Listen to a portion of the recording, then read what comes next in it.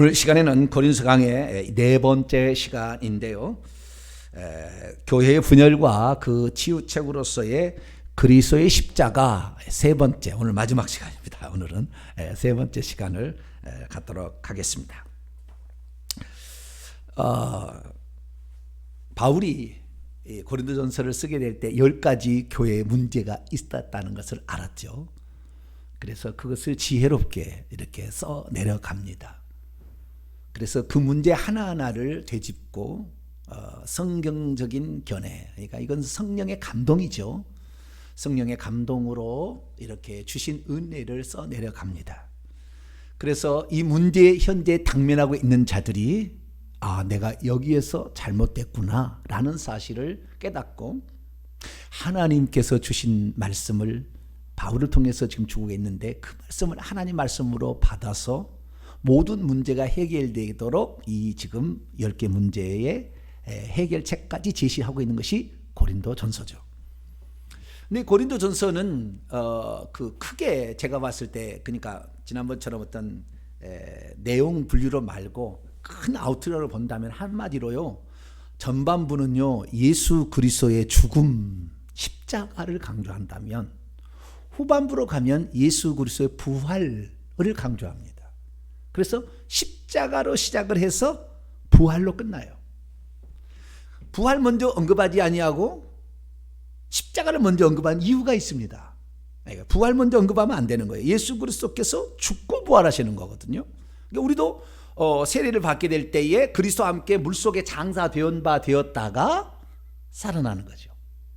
죽음이 있어야 부활이 있는 것입니다. 주님께서는 우리에게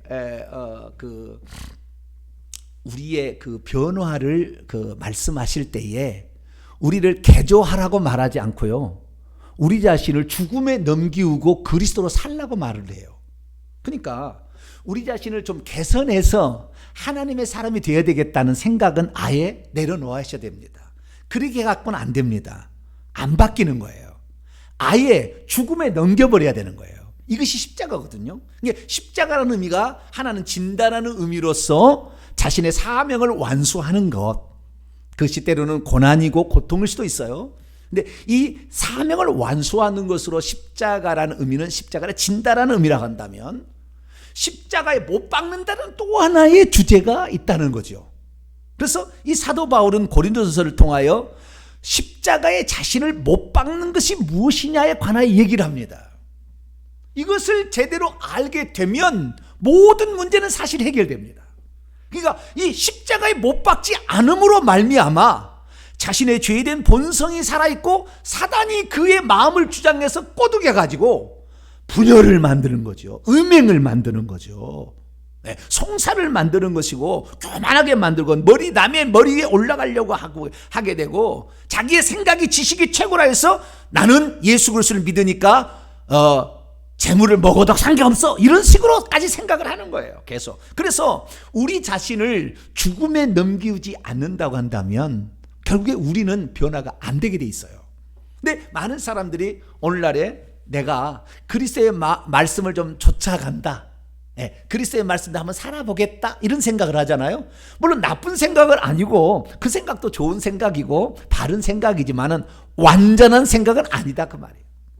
나를 좀 개선해서 될 일이야. 나는 이미 부패되었기 때문에 나를 개선한다고 해서 새로운 사람이 안 되는 거예요. 그러니까 우리가 그리스도 안에서 새로운 사람, 새로운 피조물이 돼야 되는 것이지, 새로운 피조물이 되려면 그 사람이 죽어야 되는 겁니다. 죽고 다시 살아나야 되는데 많은 사람은 있는 그대로 놔뒀다가 거기다 조금 그리스도의 것을 조미료를 좀 첨가해가지고 그리스도의 모습을 좀 닮아가려고 노력하고 있잖아요. 어느 순간에 다 숲으로 돌아갑니다. 왜? 성질 못 참을 때가 있거든. 죄된 본성이 올라와서 음행에 넘어갈 때가 있거든. 그럴 때가 있어요. 넘어가는 거예요. 명예욕에 넘어갈 때가 있거든요. 여자는 이 쇼핑에 넘어갈 때가 있거든. 안 하겠다 작정을 해도 이게 잘 안 돼요. 넘어갈 때가, 죽음에 넘겨야 됩니다. 내가 없애야 되는 거예요. 그래서 이 고린도전서는 한마디로 전반부는 십자가 1장부터 특히 4장까지는 그리스도의 십자가를 확 강조합니다. 그래서 전반부에 우리 자신을 죽음에 넘기지 않고서는 모든 문제 해결의 열쇠가 없다라고 하기 때문에 분열과 더불어서 십자가를 언급하기 시작한 거예요. 그래서 십자가로 말미암아 너 자신을 데려가서 십자가에 못을 박아서 죽음에 넘겨라. 그래야 15장에 부활이 있고 16장에 부활의 은혜로서 헌금을 한다. 16장에 연보를 한다. 이렇게 돼 있어요.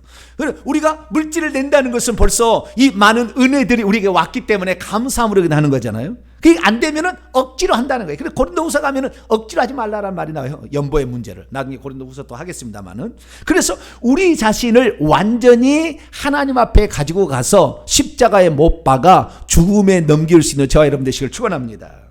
그래서 지금 우리가 공부하고 있는 내용은 전반부 쪽으로서 그리스도의 그 십자가 앞에 우리 자신을 못 박는 것을 말하는 것인데요. 자, 그러면 십자가를 못 박는 것도 두 가지 방면이 있는 것입니다. 하나는 뭐냐면 그리스도께서 인류의 죄를 세례 요한을 통해서 전가받잖아요.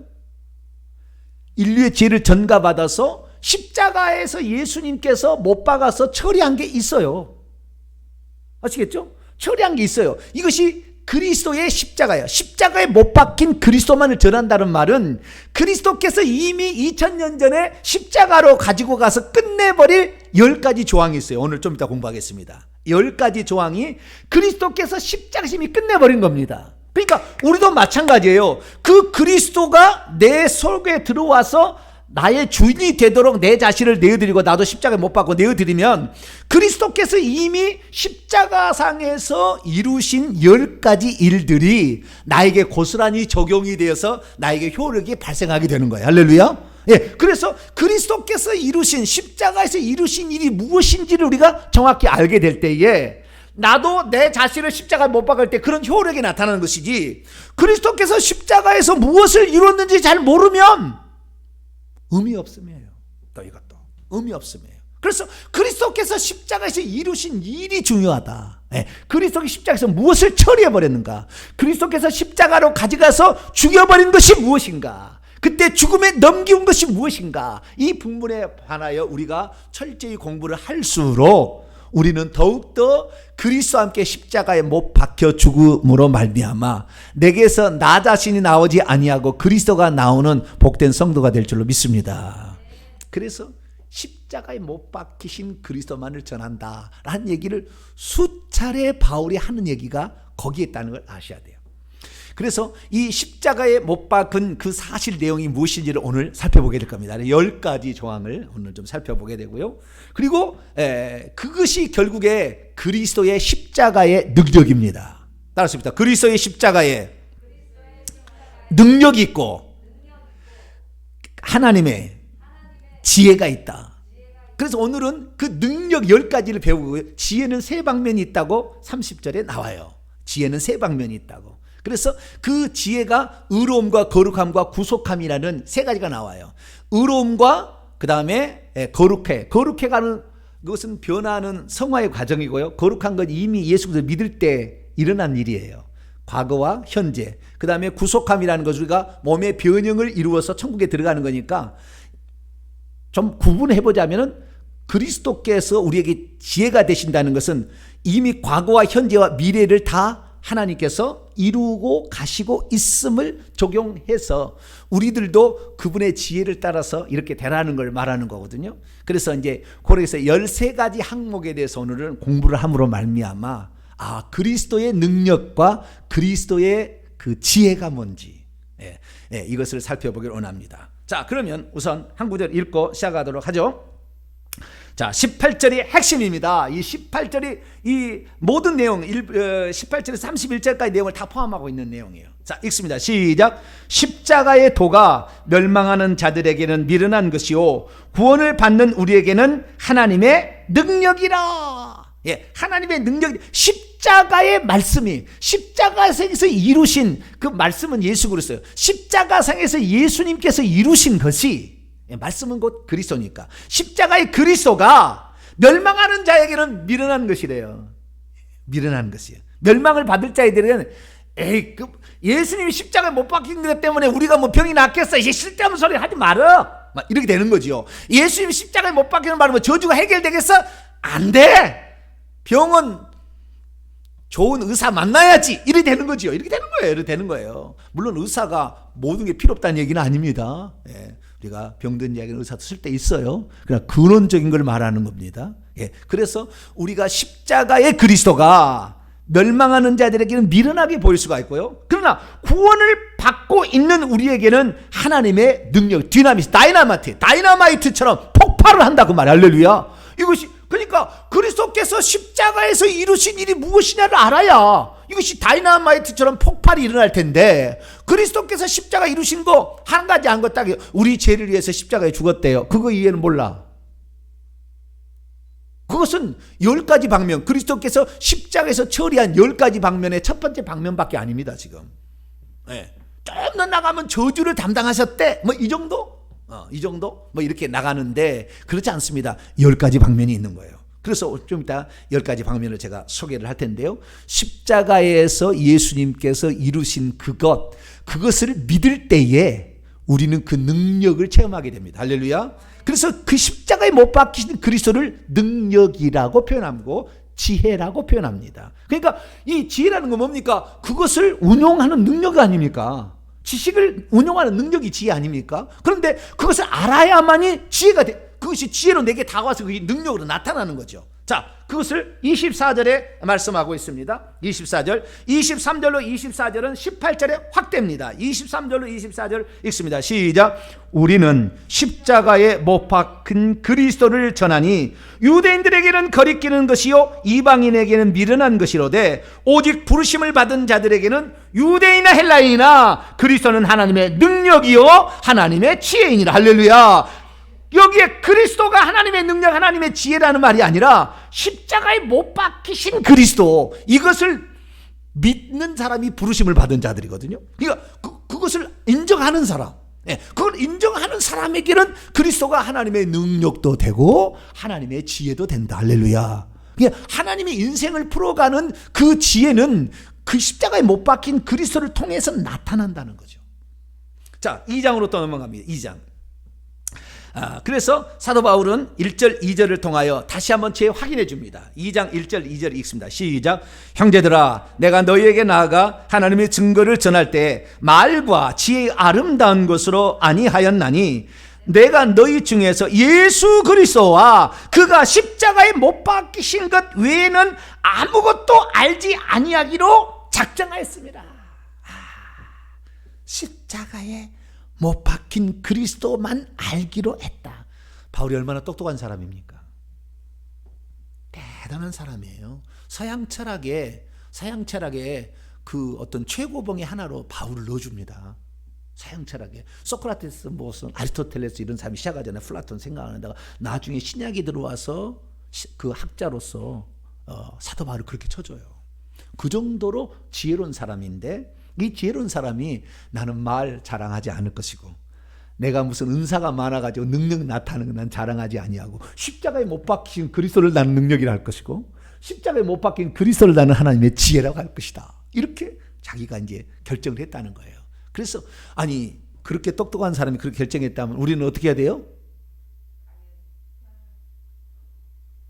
너 다른 길 있어? 뭐 사도 바울만 뭐 하나님 사람인가? 나 뭐 다른 길 있지? 뭐 나도 나 길 갈래? 그렇게 하세요. 뭐 그걸 하시라고. 일평생에 수고하셔가지고 연구를 많이 하셔가지고 그 길 한번 개척하셔요. 개척하셔도 뭐 틀린 건 아니니까 어떻게 개척하시는데 우리는 이 사도 바울의 뒤를 따라가기 힘들어요. 사도 바울이요 이렇게 한 얘기 있어요. 자, 뒤쪽을 조금 더 내려갑니다. 자, 4장 넘어가 봐요. 16절을 봅니다. 나는 이 말을 참 가슴에 새기면서 들어요. 자, 16절. 4장 16절입니다. 시작. 그러므로 내가 너희에게 권하느니 너희는 나를 본받는 자가 되라. 네. 나는 죽었다 깨어나도 이 말을 이렇게 얘기를 못할 것 같아요. 여러분 성도님, 나를 본받는 자가 되십시오. 네?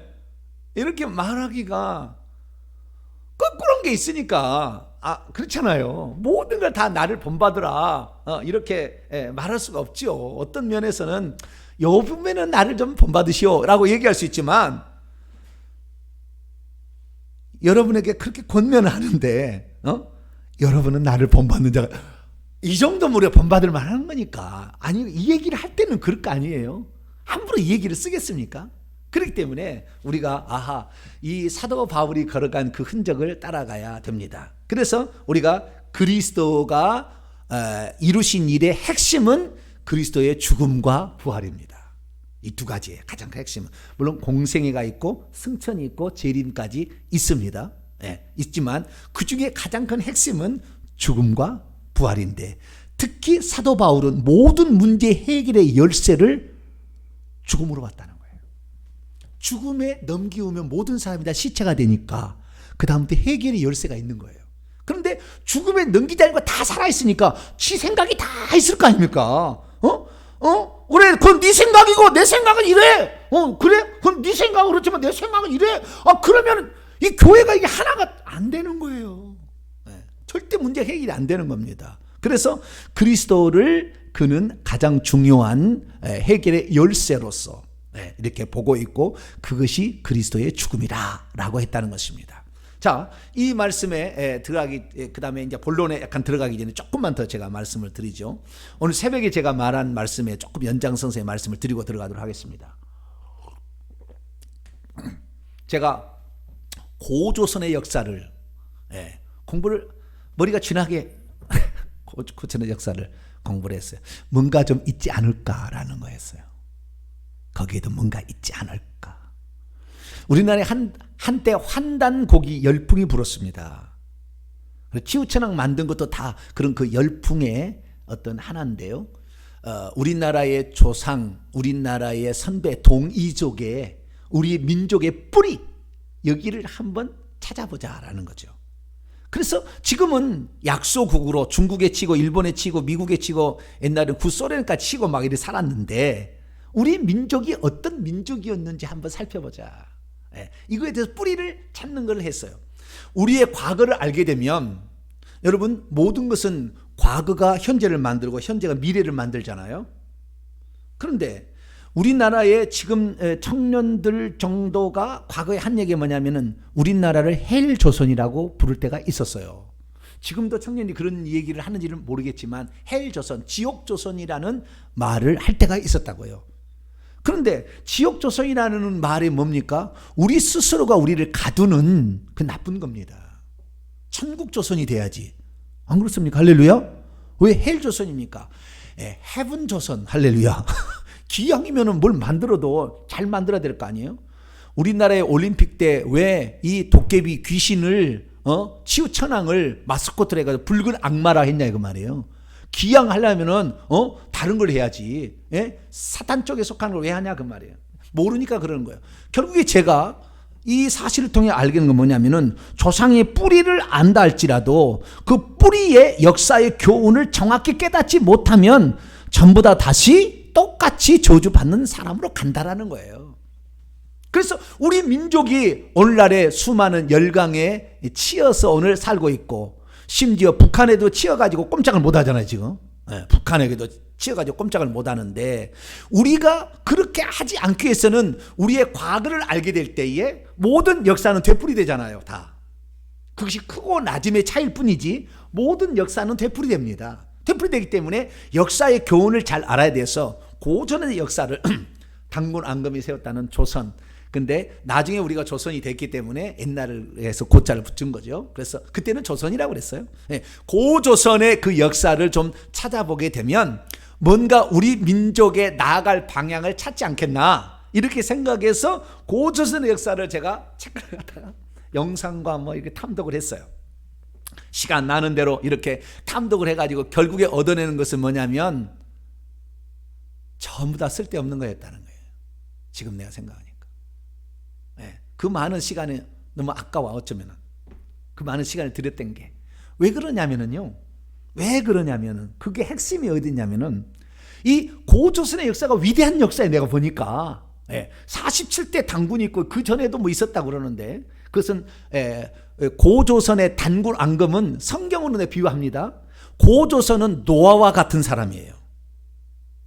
하나님이 누구고 어떻게 인간이 타락했고 어떻게 하나님이 홍수를 내렸다는 걸 다 알고 있는 자, 하늘의 지혜를 깨닫는 자예요. 딱 알고 있어요. 단군 앙금은 그런 사람이에요. 알고 있어요.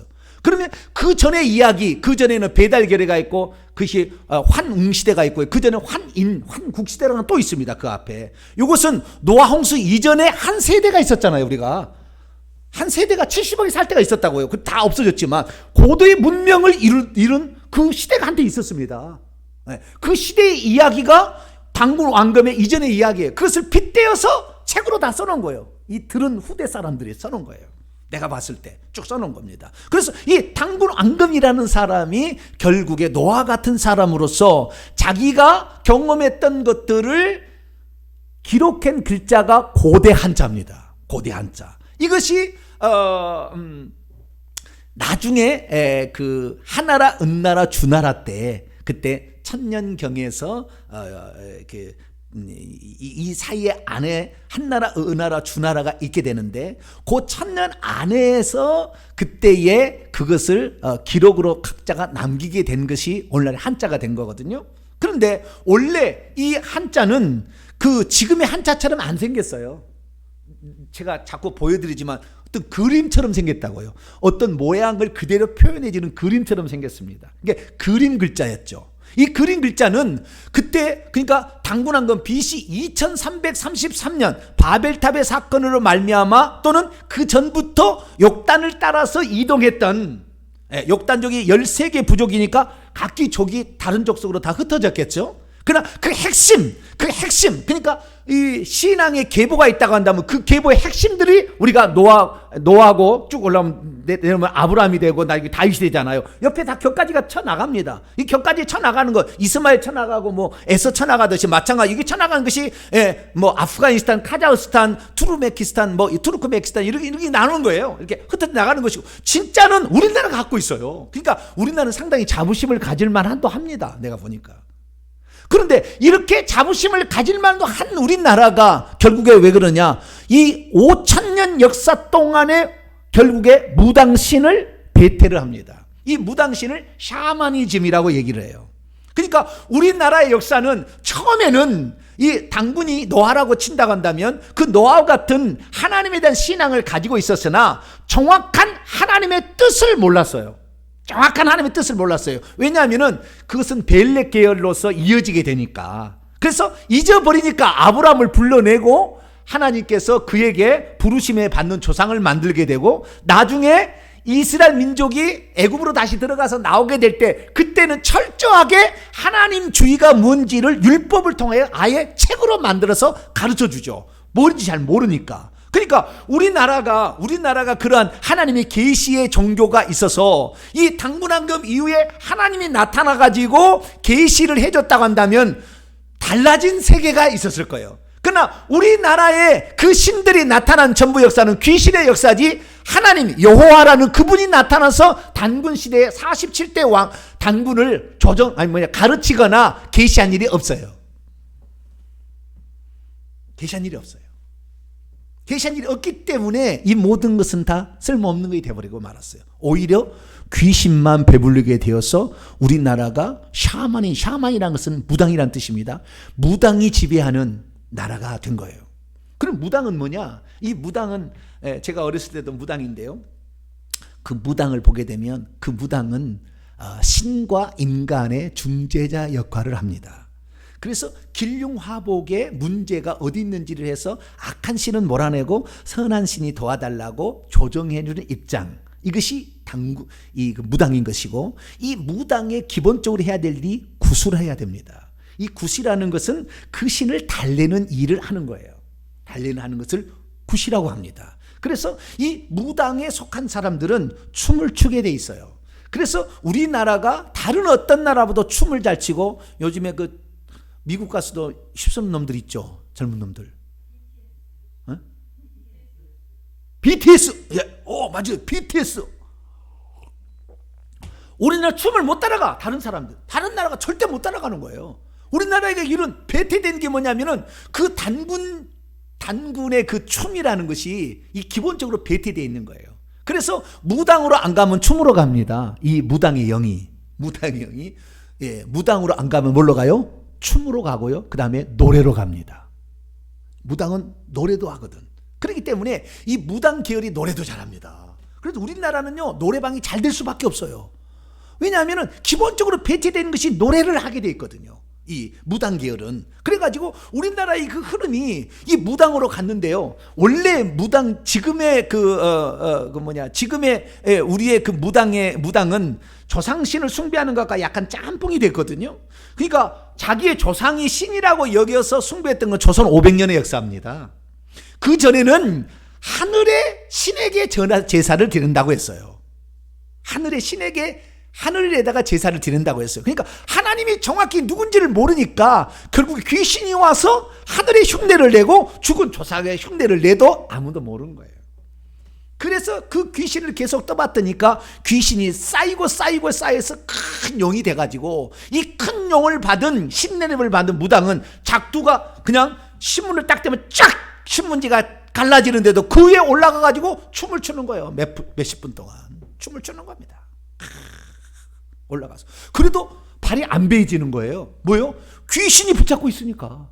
그러니까 이 우리나라의 샤만은 전 세계 샤만, 몽골 샤만, 카자흐스탄 샤만, 중국의 샤만 비교가 안 돼요. 거기는 다 격가지라. 이 무당 중에서도 선무당 정도밖에 안 돼. 선무당이란 게 뭔지 아세요? 설었다. 이게 설었다 아시죠? 우리가 설익은 사과 그러잖아요. 설었다. 너는 선무당밖에 안 돼. 너희들은 안 되고 진짜 무당은 우리나라에 있는 거예요. 그래서 현재 우리나라가 40만 명의 그 무당을 가지고 있는데 이 모든 게 뭐냐? 결국에 계시가 계속 안 왔다는 거 아니에요. 그러니까 몰랐던 거 아닙니까? 계시가 안 왔다는 것 전에는 뭐냐면 하나님께서 인류가 왜 죄로 말미암아 심판했는지를 정확히 알고 어떻게 우리가 구원을 받는지를 알아야 되는데 이 고대 한자나 이 고대의 고조선의 역사에 관한 모든 책들은 인류를 구원할 메시아가 온다는 말이 없어요. 그런 게 가끔씩 나오긴 나오지만 그것은 진짜가 아니고 그냥 사이비처럼 나온 거였어요. 격압류로 이런 거 사이비로 조금 나온 것이고 진짜 그 핵심 사항이 하늘을 숭배해야 된다, 하늘의 제사를 드려야 된다 이게 아니었고 하나님이 보내주실 메시아를 붙잡아서 구원을 받으라는 말이 우리의 조상들의 이야기에는 없다 그 말이에요. 그 말은 무슨 태백일사 무슨 제왕기 수많은 그 책들이 있습니다. 책들이 있는데 그 책들에게 이 하늘의 제사를 드려야 한다는 말이 있지만 그 제사의 핵심은 예수 그리스도 어린 양으로 이 땅에 오실 예수 그리스도라는 것이 없습니다. 그러니까 결국에 무당신화로 가고 말았어요. 그래서 그렇게 많은 고서들이 있음에도 불구하고 우리 고조선에 관한 역사를 그렇게 많이 연구함에도 불구하고 오늘날 이거 연구하면 다 어떤 거예요? 귀신 섬기는 무당이 최고라는 것으로 가버립니다. 다. 그래서 이런 많은 고서들을 연구해서 박사의 그냥 아주 지혜로운 사람이 엄청 많은데도 전부 다 결국에 뭐예요? 귀신 섬기는 자로 가는 거 끝나는 거예요. 불쌍한 거죠. 그런데 우리나라에 선교사가 들어와가지고 그것은 구약 성경은 다 이거라는 거예요. 자, 성경 하나 찾아봅니다. 요한복음 5장. 제가 이렇게 얘기한 이유를 좀 더 말씀드릴게요. 자, 요한복음 5장 39절입니다. 39절. 요한복음 5장 39절이 이것이 핵심이에요. 읽습니다. 시작. 너희가 성경에서 영생을 얻는 줄 생각하고 성경을 연구하거니와 이 성경이 곧 내게 대하여 증언하는 것이라. 그러니까 모든 환단고기부터 시작해서 태백일사 모든 이런 역사들이 삼성기 모든 이런 것들이 다 고서들이 뭐요? 예수님을 증언했으면은 이게 제대로 된 거예요. 오실 메시아, 우리의 구원자, 하나님이 우리를 구원하러 오신다는 이 창세기 18장에 사상이 정확하게 들어왔더라면 좋았는데 그것이 없다는 거예요. 쉽게 말해서 노른자가 빠져버린 거예요. 우리나라 고서들은 다 노른자가 빠져 있는 거예요. 그러니까 이것이 없으니까 그 자리를 누가요? 다 귀신이 들어가서 차지하게 되니까 결국에 망하는 것입니다. 망하는 거예요. 그래서 이 나라가 계속 축소될 수밖에 없었던 것은, 당군은 그렇지 않았는데 계속 축소될 수밖에 없는 것은 그걸 계속 잃어버리니까 그러는 거예요. 저주가 저주를 낳아서 귀신을 숭배하면 계속 저주가 더 붙게 되는데 이 저주가 더 많아져서 결국 이 엄청난 저주 가운데 빠질 수밖에 없었어요. 선교사들이 와서 우리나라를 예수 믿게 하지 않았다면 우리는 영원한 저주를 받을 뻔했어요. 선교사들이 와서 우리에게 그 진리를 가르쳐 주는. 그러니까 핵심은 그리스도예요. 그리스도가 빠진 모든 것은 다 맹탕이다. 아무리 연구, 고조선 연구를 이 2000년, BC 2000년 전의 역사, 아니 3000년의 역사를 연구하고 연구해도 맹탕이 될 수밖에 없다. 죽어보면 알아요. 자기는 뭐 나는 상고사를 이렇게 연구해서 나는 30년 연구해가지고 나는 박사학위를 몇 개 가지고 있다. 택도 없어요. 아무 쓸모없는 것입니다. 왜? 거기서 그리스도를 발견하지 않았으니까. 그런데 사도 바울도 똑같은 사람이었어요. 율법의 조항을 지키고 율법 책만 그런 딥다 공부를 하게 되면 자기가 최고로 될 줄 알았어요. 그러다가 다메섹 도상에서 예수님을 만납니다. 다메섹 도상에서 예수님을 만나가지고 그때 모든 것은 예수님으로 풀어야 된다. 구약의 모든 성경은 예수님을 소개하는 것이고 예수님의 예표구나. 그것을 이 사도 바울이 알게 돼서 무려 약 10년여 걸쳐서 구약 성경을 다시 보는 거예요. 그래서 그가 복음을 전하면서 썼기 때문에 이 사도 바울의 얘기는 오직 그리스도만 계속 얘기할 수밖에 없다. 자, 대표적인 예를 봅니다. 고린도서 10장입니다. 고린도서 10장. 그러니까 우리가 성경을 읽을 때요, 그리스도를 발견하지 못하면 똑똑한 사람, 상고사 많이 알고 있는 똑똑한 사람, 율법책, 성경책 많이 알고 있는 똑똑한 사람, 아무 주님 그러면 안 써요. 그런 사람은. 사도 바울이 그것이 핵심의 노른자가 그리스도라는 걸 발견했기 때문에 그리스도를 얻고 그리스도를 위하여서는 나는 내가 가진 모든 지식을 똥처럼 여기겠다라는 결정을 했기 때문에 사도 바울을 쓴 거지. 그렇지 않았다고 한다면 그 똑똑한 사람을 왜 쓰겠어요? 지 지혜로 망하게 만들지. 그러니까 사도 바울은 자기가 그렇게 똑똑했음에도 불구하고 그리스도만이 모든 것이라는 것을 알게 됐어요. 그래서 그리스도만을 나는 증언한다 이렇게 된 거죠. 자, 고린도서 10장입니다. 그래서 이스라엘 민족의 출애굽 여정이 고린도서 10장을 쭉 얘기를 하게 되는데요. 자, 1절부터 4절까지만 읽겠습니다. 시작. 형제들아, 나는 너희가 알지 못하기를 원하지, 꼭 알아야 된다는 거예요. 우리 조상들이 다 구름 아래에 있고 바다 가운데로 지나며 모세에게 속하여 다 구름과 바다에서 세례를 받고, 여기까지는 뭐 세례 받기 전까지는 그들의 이야기입니다. 이스라엘 민족 이야기인데 이걸 해석을 어떻게 하느냐는 거예요. 해석을. 거기서 세례를 받았다라고 얘기를 하는 거예요. 세례는 죄를 씻는 예식 아닙니까? 이스라엘 민족의 광야 40년 동안 죄를 씻는 예식을 했다 그거예요. 그 죄가 애굽에서 430년 동안 종살이 하면서 찌들은 그 지식이, 죄가, 우상숭배 의식이 나중에 가서 우리를 인도할 신이, 모세가 죽었는데 없다고 만든 게 뭘 만들어요? 송아지를 만들어요. 왜? 430년 배태돼 버렸거든, 우상숭배가.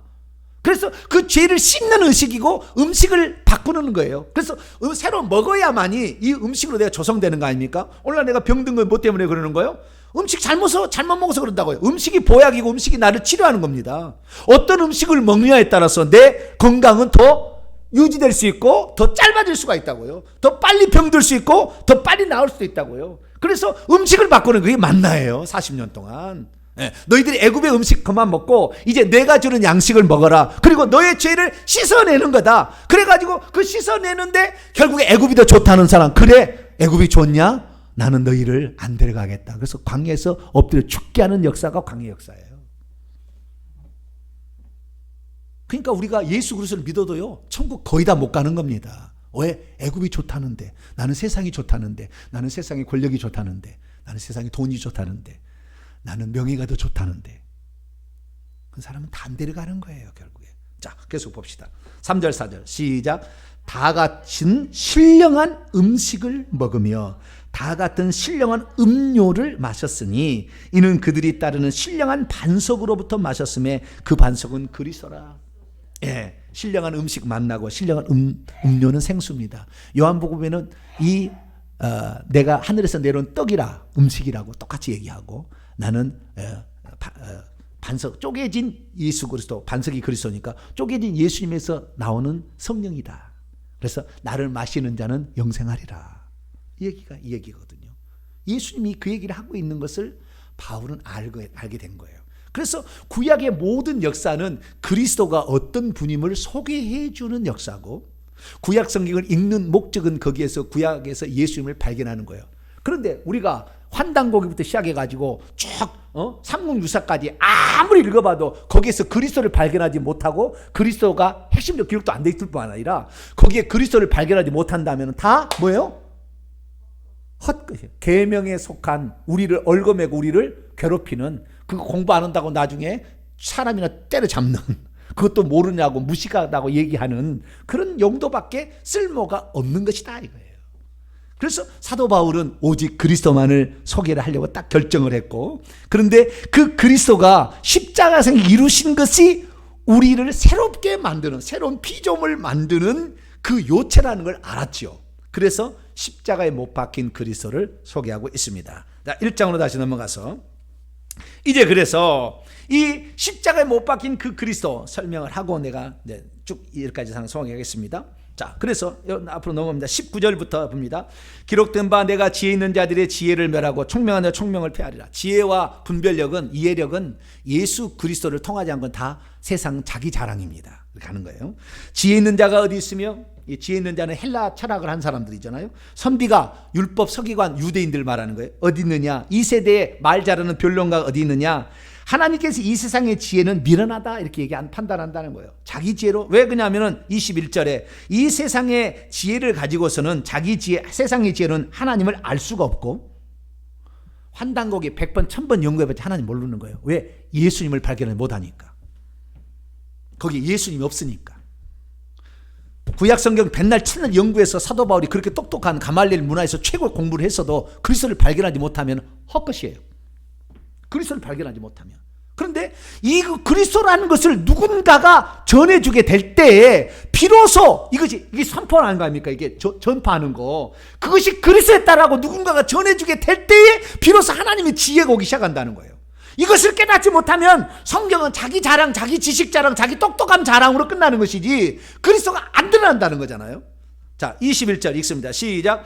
하나님의 지혜에 있어서는 이 세상이 자기 지혜로 하나님을 알지 못하므로 하나님께서 전도, 선포에 미련한 것으로 믿는 자들을 구원하시기를 기뻐 좋게 여기셨다. 이것을 누군가가 설명해 줘야 되는 거예요. 보화를 캐내야 되는 거죠. 보화를. 그래서 그것이 그리스도였다라는 것을 설명해 줘야 되는데, 그 사실을 구약에 그렇게 많이 공부를 했던 사람들도 예수님을 발견하지 못하고 예수님이 오니까 예수님을 죽여버리잖아요. 신성모독죄라고. 하나님이 사람을 입고 온다고 이미 다 구약의 예표로 아브라함 때도 나타나서 다 이거 이사야의 예언 다 해서 다 해놨는데도 무시하는 거예요. 왜? 자기의 지식으로 그것으로 돈 벌어먹고 살고, 자기 존경받고 신치장에서 문안받고 살고, 그 종교를 이용해서 제사드려서 성전에서 사두개인들은 제사에서 그 제사에 들어갈 그 재물들에 뻥튀기 해가지고 심지어 비둘기는 16배를 남겨 먹었다는 거 아니에요? 소나 양은 4배를 남겨 먹어가지고 돈을 해가지고 돈 버는 수단으로 사두개인들은 제사 제도를 이용해서 하고, 그 다음에 율법을 가르치는 스승으로 존경받고 문안받고 이렇게 하는 것으로 자신의 위생을 그래가지고 뒤로 다른 돈을 다 받아가지고 그렇게 하는 서기관과 바리새인의 삶을 살았다는 거 아니에요? 그러니까 결국에 헛다리 짚으면 다 지옥입니다. 독사의 새끼들아 딱 해버리니 주님이. 회칠하는 서기관과 바리새인들이요, 너희들이 지옥하면서 배나 너희들의 지옥 자식을 만들고 있다라는 거죠. 그러니까 우리가 교회를 다녀도, 저는 교회 다니면서요, 이 설교를 들어보면은요, 여러 목사님 들어보면은요, 나는 다 은혜스러워요. 들어보면은 다 은혜스럽더라고. 네, 다 좋은 얘기니까. 여러분 잘 그러지 않나요? 네. 들어보면 다 은혜스러워. 그냥 그래요. 어떻게 저런 부분을 다 이렇게 알았을까? 은혜스러운데 결국에 그리스도를 얘기하지 않은 모든 것은 다요, 그때는 꼭 몰핀 주사 같아. 그때는 들으면 너무 은혜가 돼.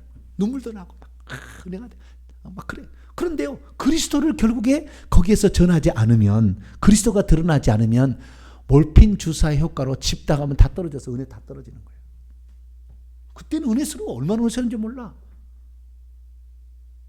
그래서 사도 바울은요, 그런 예화글 이런 거 안 씁니다. 오직 그리스도만을 전하는 거예요. 그리스도가 결국에 우리의 모든 것이 된다라는 거죠. 할렐루야. 그래서 22절입니다. 유대인은 표적을 구하고 헬라인은 지혜를 찾으나. 유대인들은 어떠냐? 유대인들은 뭐냐면은 옛날부터 무슨 그 습관이 있냐면은 하나님이 살아계시다면 하나님은 뭘 보여준다는 거예요. 그래서 항상 표적을 구했어요. 유대인들은. 근데 헬라인들은 그렇지 않습니다. 지혜로 새로운 어떤 것을 항상 생각해. 그래서 새로운 뭔가 있으면은 거기에 뭐가 있다고 그것이 어떤 원리로 됐냐고 설명 한번 해달라고. 그래서 항상 새로운 것을 추구합니다. 그러니까 이 헬라인들이 이 십자가에 못 박힌 그리스도를 전하면은 그때는 처음 들었을 때는 오 그런 게 있어. 하나님이 사람이 되어 오셨네. 오 그런 게 있어 라고 하지만 또한 얘기가 또 하면은 그리 또 우르르 몰려가는 거예요. 자, 사도행전 17장. 계속 새로운 것만 얘기하는 거예요. 네. 사도행전 17장 21절로 22절. 네, 헬라인들의 특징입니다. 지혜가 최고인 사람, 예수가 최고가 아니고 지혜가 최고인 사람은, 학식이 최고인 사람은 항상 새로운 거 이것만 계속 추구하게 돼 있어요. 자, 21절로 22절입니다. 시작. 모든 아덴 사람과 거기서 나그네 된 외국인들이 가장 새로운 것을 말하고 듣는 것 위에는 달리 시간을 쓰지 않음이더라. 바울이 아레보 가운데 서서 말하되 아덴 사람들아 너희를 보니 범사에 종교심이 많도다. 이 그들에게는 어떤 새로운 것을 추구하는 열망이 강력했어요. 그런데 예수님이 십자가에 못 박혀 죽었다는 거 제대로 설명도 못했습니다. 예수님이 바울이 그들에게 이 설교를 들어보게 되면 그냥 하나님이 이렇게 어떤 일을 했다 이런 식이었지 그리스도가 정확히 설명을 못했어요. 그래서 실패를 합니다. 이 아테네의 그 전도를 실패를 해요. 그래서 철저히 깨닫는 것입니다. 예수 그리스도만을 소개해야지 하나님을 소개해서는 안 되는 거예요. 자, 오늘날에 예수 믿지 않는 대종교나 무슨 천도교나 무슨 대순 진리교나 전부 그것도 하나님 얘기합니다.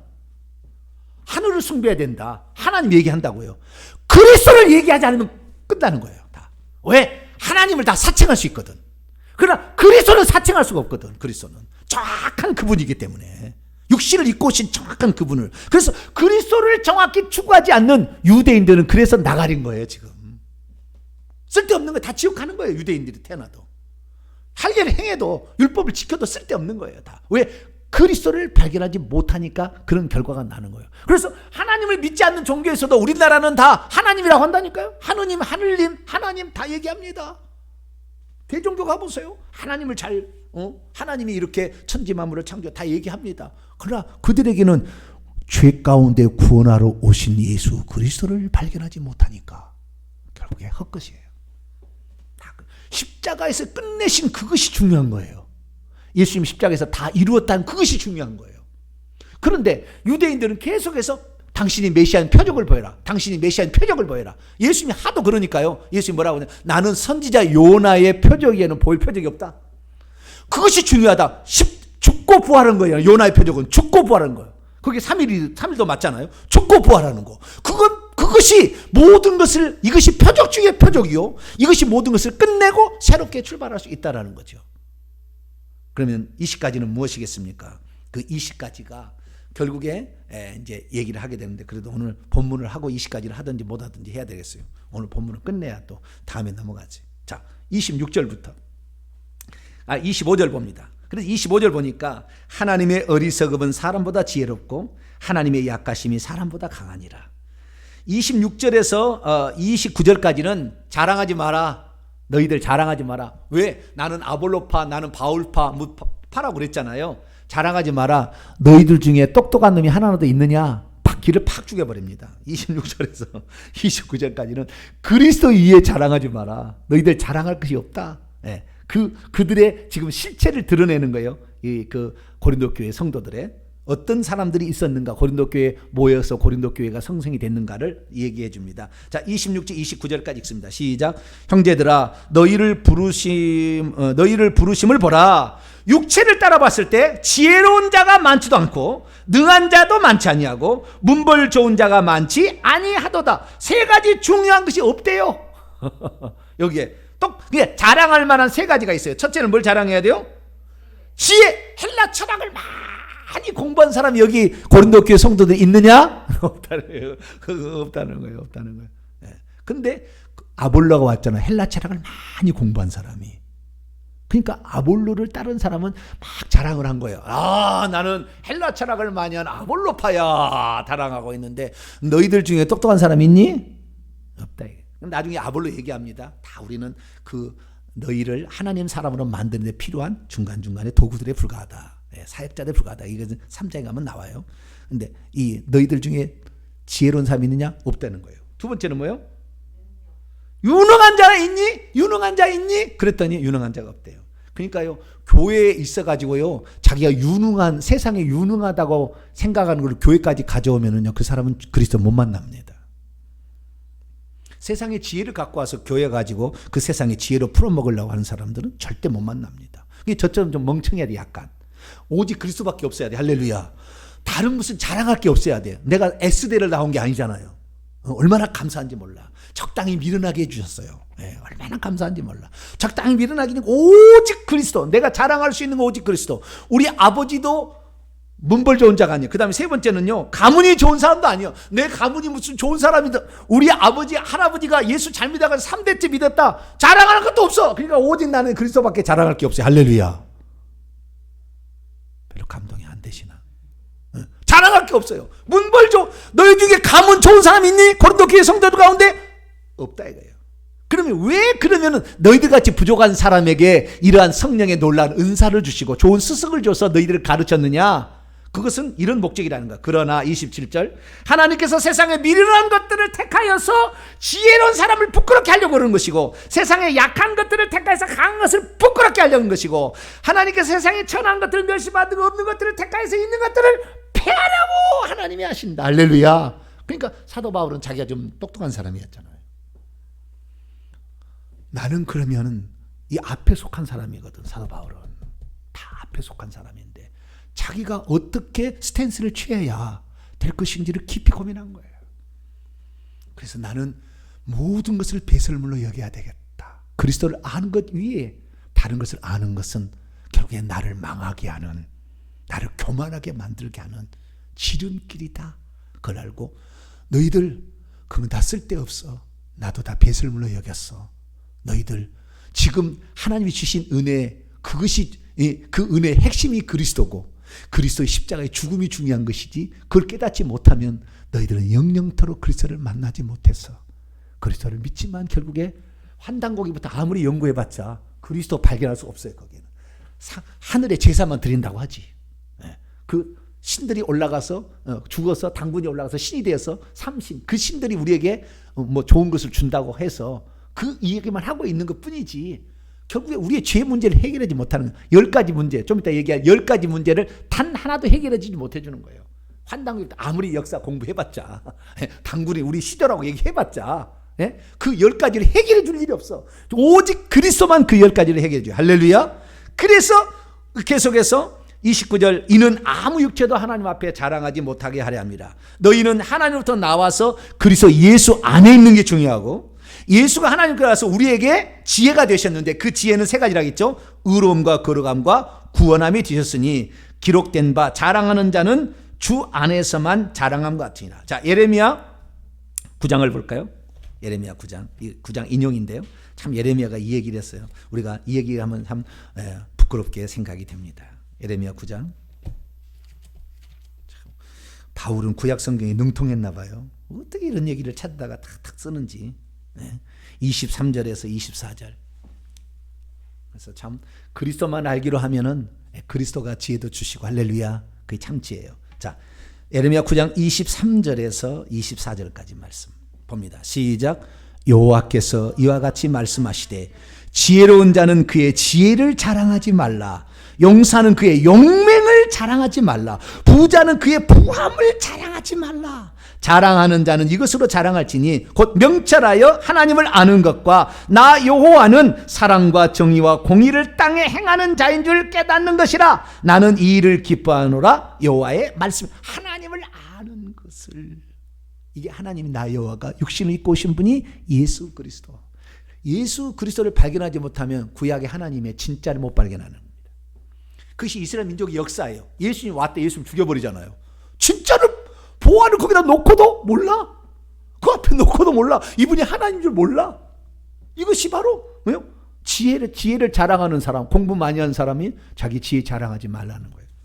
그래서 오직 우리는 그리스도만을 자랑하고 그리스도만을 알게 되기를 축원합니다. 자, 그리스도는 그럼 뭐냐? 요 10가지를 끝냈어요. 몇 가지를 끝냈다고요? 10가지. 내가 연구를 해봤더니 10가지 정도 돼요. 내가 다 조사를 해보니까 제가 그래서 정리를 했어요. 10가지는 세상 사람은 절대 끝낼 수 없는 거예요. 오직 그리스도만이 십자가에서 끝낼 수 있는 거. 아니, 끝냈던 거. 끝냈고 지금도 계속해서 끝내고 있는 것도 있어요. 근데 자우지가 그때 뒤집어 버렸어, 한번. 예, 그리스도가 십자가에서 뒤집어버리고 끝내버린 거. 인간은 죽었다 깨어나도 절대 해결할 수 없는 문제. 이 문제를 예수님께서 십자가에서 처리함으로 다 이루었다 이렇게 해버렸어요. 그게 뭐냐? 10가지인데요. 첫째, 죄와 죄들의 문제를 해결했어요. 주여, 이 성경 구절을 다 찾아보고 다 해야 되는데 오늘 시간이 또 다 돼버렸네. 큰일 났네. 핵심은 알아야 돼. 죄와 죄들을 끝냈어. 이것은 환단곡 읽어봤자 안 나와. 아무리 읽어봤자 안 나와. 둘째, 뭘 끝냐면 사탄, 마귀와 귀신들 조종당해. 그놈들한테 다 그 귀신들 섬기고 있어. 이 무당들이 다. 자기가 중간에 매개체, 메디에이터 해가지고 너희들의 화는 이것 때문이라고 가르쳐주고 자기가 귀신 해가지고 적당히 해가지고 구대가지고 돈 다 뺏어 먹잖아요. 그래서요, 무당 구대 가지고 부자 되지 않아요. 왜? 그놈들이 거짓말치고 사기꾼이니까. 다 무당이 가르쳐준 게 아닙니다. 무당이 이렇게 봤을 때 어릴 때 신이 임해야 점을 치러 오는 사람, 자기에게 구사로 오는 사람의 그 속에 영이 있어야 내가 알고 정보를 알고 가르쳐 주는데 영이 없이 오는 사람은 못 가르쳐 주는 거예요. 그러니까 적당히 둘러서 얘기를 합니다. 그러니까 언제 거짓말이 아주 사기가 아주 꽉 찼어요. 무당들은 사기꾼이어야 됩니다. 그래야 돈 벌고 사는 거예요. 그런데 어느 날 한 번씩 당하면은요, 그러다가 그냥 빨리 보침 싸고 딴 데 이사를 가야 돼. 왜? 그 두통 나갖고 이제 네 말 들었더니 내가 망했다고 죽이러 오는 사람이 있으면 빨리 도망가야 돼, 막. 이게 무당의 이야기예요. 이게 무당은 절대 자식도 잘 되지 않고요, 부부간에도 좋지 않아요. 맨날 음란합니다. 다 이렇게 그 귀신들이 다 조정하기 때문에. 그런데 사단 마귀가 귀신들을 한 방에 끝냈어요. 할렐루야. 그날 마귀가요, 머리가 박살나서 음부로 똑 떨어집니다. 그 뒤는 돌아다녔다고요, 지상에. 근데 그 뒤로 지상에 돌아다닐 일이 없어요. 지금까지. 앞으로 주님이 오시기 직전에 한번 무저기를 꺼낸다고 그랬어요. 그리고는 세상이 그의 세상으로 바뀌고 딱 끝납니다. 이것이 성경의 역사예요. 그래서 사단 마귀와 귀신들을 예수님이 십자가상에서 그날 머리를 박살내요. 왜? 불법을 저질렀잖아요. 죄 없는 사람을 죽임으로. 그래서 너도 머리 박살이다. 끝이다. 네 권세 끝났다. 그래서 사망과 음리 권세를 주님이 가져가잖아요. 세 번째는 세상을 처리합니다. 이거는 하나 읽어볼까요? 갈라디아서 6장. 세상을 처리했던 게 뭔가 의미를. 갈라디아서 6장 14절입니다. 갈라디아 6장 14절. 읽습니다. 시작. 그러나 내게는 우리 주 예수 그리스도의 십자가에는 결코 자랑할 것이 없으니 그리스도로 말미암아 세상이 나를 대하여 십자가에 못 박히고 또한 내가 세상에 대하여 그러하니라. 그래서 세상을 못 박았는데요, 이 요한일서 2장 16절 보면 이 세상에 있는 모든 것이 육신의 정욕, 안목의 정, 이 세상의 자랑이에요. 이 세상이. 이것이 예수 그리스도를 믿게 되면은요, 이것이 아침 안개같이 허무한 거구나, 이거 깨달아요. 그래서 세상의 욕심을 더 이상 안 갖습니다. 그리스도께서 끝내버렸어요. 그때 세상에 대해서 끝냈기 때문에 그래요. 좀 더 다르고, 그 다음에 육신, 죄된 본성이 거하는 우리 자신이잖아요. 그 육신의 욕망이 예수님이 십자가상에서 우리의 죄를 가지고 와서 십자가 대신 처리를 함으로 말, 육신을 죽음에 넘김으로 우리의 육신도 죽임에 넘긴 것입니다. 그 다음에 옛사람이라는 것은 옛날 아까 세상을 좋아하는 예수 믿기 전에 나. 예수 믿기 전에 나. 그래서 그 썩어져가는 구습을 쫓는 옛사람 행위를 벗어버리고 의와 진리의 거룩함으로 지으시어 받은 새 사람을 입으라 그렇게 얘기했잖아요. 그래서 여기에 보게 되면은 그 옛사람, 그래서 옛날에 내가 완전히 뒤집어서 새 사람이 되는 겁니다. 이게 그리스도께서 십자가상에서 옛사람도 처리를 한 겁니다. 더 자세한 내용을 보겠고요. 그 다음 나 자신입니다. 나의 욕망, 나 자신. 그래서 이것을 셀프인데요. 우리가 십자가상에서 우리가 나의 어떤 개성이죠. 나의 나됨, 이 혼인을 가리키는 겁니다. 그래서 그 혼적인 것이 있는데요. 그 혼이 이미 죄된 본성의 악에 속했기 때문에 거기에 계속 휩쓸려 갑니다. 나 자신이 끌려가요. 내가 영으로 속할 것인가, 육신에 속할 것인가, 육체에 속할 것인가를 항상 나 자아가 있는데 자아도 같이 타락해서 갔어요.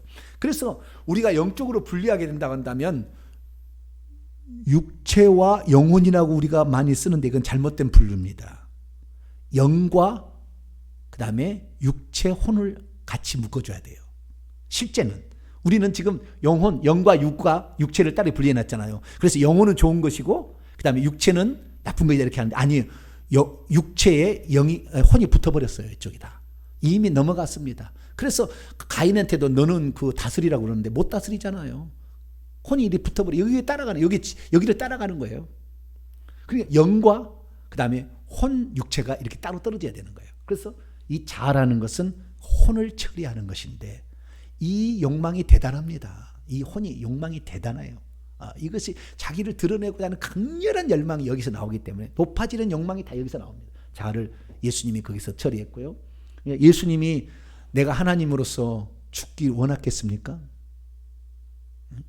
나도 살고 싶다는 거잖아요. 그 있잖아요. 인간의 욕망이. 근데 그때 아버지의 뜻이 이루어지기를 원한다. 딱 처리하잖아요.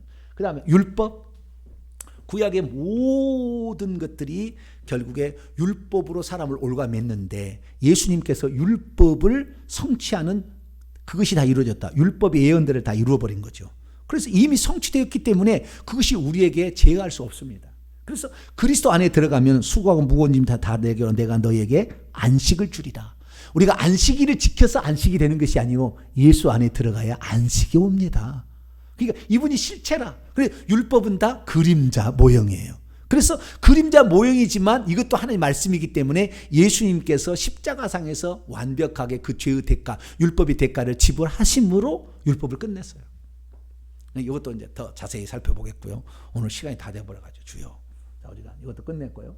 그 다음에 옛창조, 옛창조에 속한 모든 것들, 새 창조가 일어났는데 새로운 피조물, 고린도후서 5장 17절 우리가 새로운 피조물이 돼야 되는데 옛창조에 속한 것들이 여전히 우리에게 있는데 제가 그랬지 않습니까? 사람은 개조하려고 하지 말고 죽여서 넘겨야 되는데 옛창조에 속한 거예요. 이거 육체는. 영혼이 생명을 받아서 새 창조로 가야 되는데 그러기 위해서는 옛창조에 속한 걸 다 처리를 해야 됩니다. 그래서 옛창조에 속한 모든 것들을 처리하는 과정. 그 다음에 사망. 예수님께서 최초로 잠자는 자들의 첫 열매가 되심으로 사망을 끝냈어요. 이 세상 어떤 자도 사망을 이길 자가 없어요. 오직 예수 그리스도만 이길 수 있습니다. 할렐루야. 그 다음 마지막 저주. 갈라디아 3장 13절에 우리를 위해서 율법에 속해 있는 모든 저주들을 다 쓸어 가셨어요. 그래서 우리가 회개함으로 말미암아 그 저주에서 우리는 노임을 받을 수가 있습니다. 그래서 이 10가지는 십자가상에서 예수 그리스도만 해결할 수 있는데 이 예수님을 강조하지 않는 환단고기부터 모든 고서의 공부는 아무리 해봤자 이 10가지 하나도 처리해 주지 않아. 하나도. 우리 민족 위대했다. 그거 이상 뭐가 있는데. 우리 민족의 과거에 중국 세력을 전부 지배했다. 그거 이에 뭐가 있는데. 거기 뭐가 있는데 그거 다음에. 죄를 처리해 줍니까? 귀신을 처리해 줍니까? 우리의 죽음의 문제를 해결해 줍니까? 우리의 더러운 욕망의 문제를 해결해 줍니까? 아무도 해결하지 않아요. 아무것도 해결하지 않아요. 전부 귀신의 지배가 있는 거예요. 그래서 우리는 예수 그리스도 십자가에 못 박히신 예수 그리스도만을 붙들어야 되는 줄로 믿습니다. 그래서 예수 그리스도 십자가에 못 박힌 그리스도 그것만을 우리는 끝까지 붙잡게 되는 저와 여러분 되시기를 간절히 바랍니다. 거룩하고 자비로우신 아버지 하나님 감사합니다. 오늘 성경이 기록된 예수 그리스도를 보지 못한다고 한다면 구약 성경을 가지고 있는 유대인들도 예수를 발견하지 못했더니 저주받아서 완전한 멸망에 치달았습니다. 하물며 예수 그리스도를 소개해주지도 않는 환단곡이 읽어서 하나님 정말 사람이 되겠습니까? 주여, 우리 민족은 예수 그리스도를 믿어야 소망이 있는 줄로 믿습니다. 우리 민족이 예수 안에 온전히 거할 때에 진짜 홍익인간 제세 이하의 그 기치를 우리가 발휘할 수 있사오니 오직 예수 그리스도를 나의 구주로 믿는 우리 민족, 우리 자신이 되게 해 주옵소서. 우리 주 예수 그리스도의 이름으로 기도하옵나이다. 아멘.